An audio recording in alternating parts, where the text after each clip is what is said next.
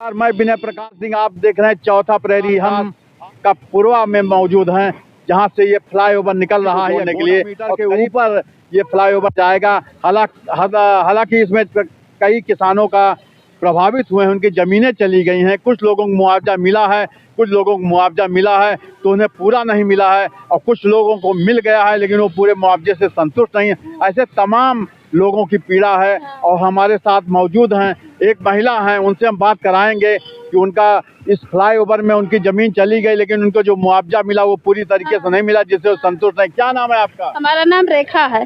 और रेखा है, मेरा छोटे छोटे बच्चे हैं और उसमें हम 5-6 परिवार रहते हैं। और 1.5 लाख का मुआवजा मिला है और ज़मीन हमारी बढ़िया अच्छी जगह पर है कि जिसलिए हम ज़मीन नहीं खरीद सकते हैं। और अगर ज़मीन हम नहीं खरीद सकते हैं इतना मुआवजा में, तो हम घर कैसे बनवा पाएंगे? तो आपका ज़मीन कितना रहा होगा? ज़मीन हमारा इसमें जैसे मतलब कि 12 बिस्सा था, 1.5 बीघा। और 1.5 बीघा में मतलब कि कई परिवार हैं जो हिस्सेदार हैं, और उसमें लगभग में है ये 6-7 हिस्सेदार है। मतलब कई लोगों का इस हिस्सेदार है। कई लोग हिस्सेदार होंगे मतलब कि हमारे बुढ़ऊ 3 लोग हैं हिस्सेदार इसमें। आपकी जमीन हाईवे के किनारे है? हाईवे के किनारे। और उसमें हमारे जो बुढ़ऊ के काका हैं वो 3 जने हैं। 12 बिस्सा में 3 बंटवारा ये है। फिर उसके बाद में हमारे बुढ़ऊ 3 भाई हैं, उसमें बंटवारा है इस 12 बिस्सा में। फिर उसके बाद में ये 3 भाई हैं हमारे मालिक, उसमें 3 भाग हुआ है। अब बताइए ये 1.5 लाख बिस्सा मिला है ज़मीन, तो इसमें हम छोटे बच्चे कहीं ज़मीन मिलेगा और अच्छी जगह पे है।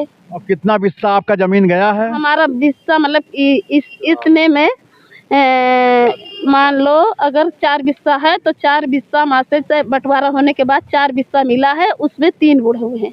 तो क्या मांग है, आप क्या चाहते हैं? हमारी मांग ये है कि जैसे सरकार की ये मांग है कि हम ये सोचते हैं कि कहीं हमको ज़मीन के संति ज़मीन मिल जाए जितना हमारा ज़मीन गया। मतलब कि आपका कहना है कि हमारी ज़मीन अगर गई है तो सरकार, जिला प्रशासन इनको विस्थापित करे, उनको ज़मीन दिलाए, जैसे कि अपना गुजारा बसारा कर सके। यही कहना है ना? और यही गुजारा है। उसके बाद में हम कहीं घर तुरवा के वहाँ बनवा सकते हैं, हमारे छोटे छोटे बच्चे जो हैं उसमें गुजारा कर सकते हैं। इनका यह भी कहना है कि इनके छोटे छोटे बच्चे हैं और हाईवे के किनारे ज़मीन है, ये बेशकीमती ज़मीन है। ऐसे में इनको ऐसी जगह स्थान पे दिलाया जाए जहाँ पे अपना रोजी रोटी कर सकें, अपना धंधा खोल सकें और अपना विस्थापित हो सके।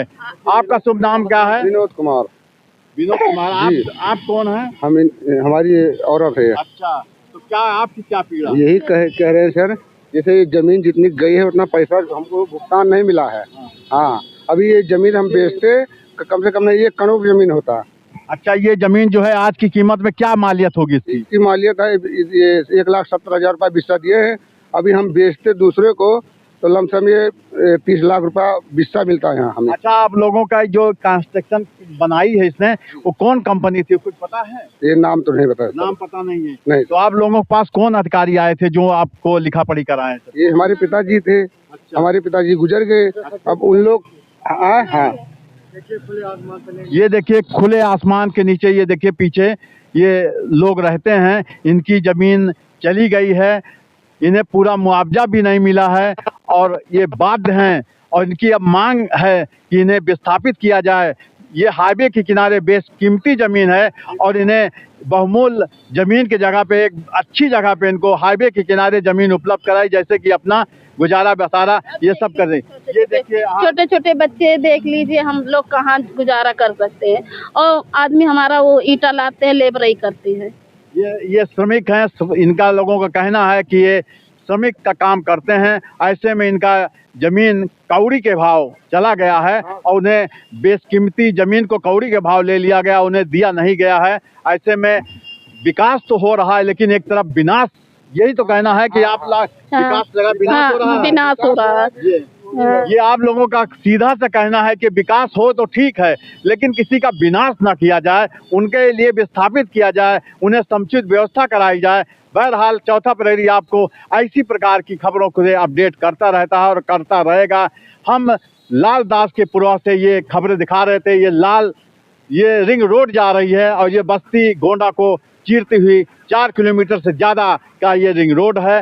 हालांकि विकास कार्य हो रहा है, लेकिन अगर हमारे चौथा प्रहरी को लोग देख रहे होंगे, जिम्मेदार देख रहे होंगे, तो ऐसे श्रमिक पीड़ित लोगों की बातों को, आवाज़ों को सुने और इन्हें समुचित मुआवजा दिलाया जाए, जिससे अपना गुजारा बसारा ये लोग कर सकें, अपना गुजारा कर सकें, अपने नन्हे मुन्ने बच्चों का देखभाल कर सकें और इनकी जैसे हाईवे के किनारे ये ज़मीन थी, इसी प्रकार का ज़मीन इन्हें उपलब्ध कराया जाए। हम चौथा प्रहरी पर लाल दास कपूरवा से अयोध्या, विनय प्रकाश सिंह।